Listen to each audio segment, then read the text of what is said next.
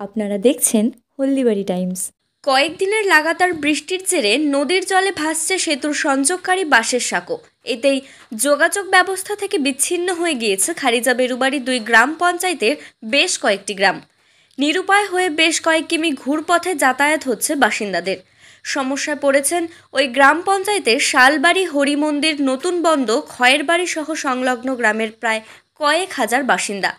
স্থানীয় সূত্রে জানা গিয়েছে, নদী পারাপারের সমস্যা নিরসনে শালবাড়ি, খয়েরবাড়ি গ্রামের সংযোগকারী টেপরি নদীর ওপরে দোমুখা এলাকায় সেতু তৈরি করা হয়।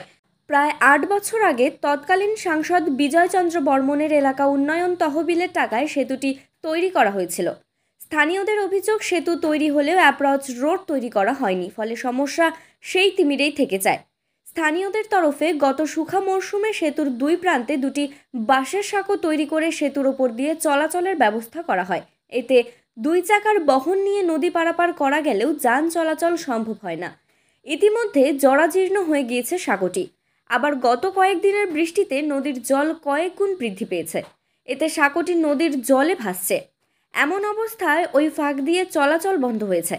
খারিজা বেরুবাড়ি 2 গ্রাম পঞ্চায়েতের প্রধান তারানাথ রায় বলেন, ওই এলাকার সেতুর সংযোগকারী রাস্তা নির্মাণের মতো অর্থ গ্রাম পঞ্চায়েতের নেই। তাই বিষয়টি জলপাইগুড়ি পঞ্চায়েত সমিতি, জেলা পরিষদ ও স্থানীয় বিধায়কের নজরে আনা হয়েছে।